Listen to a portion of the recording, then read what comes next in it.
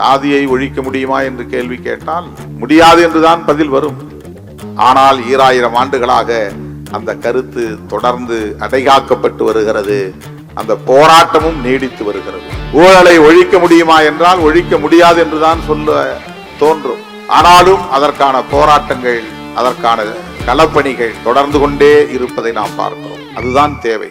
மது மற்றும் போதைப் பொருள்களால் ஏற்படுகிற பாதிப்பிலிருந்து சிதைந்து வருகிற மனித வளத்தை பாதுகாக்க நாம் பரப்புரைகளை, விழிப்புணர்வு ஊட்டும் பரப்புரைகளை மேற்கொள்ள வேண்டிய கட்டாயம் நமக்கு இருக்கிறது.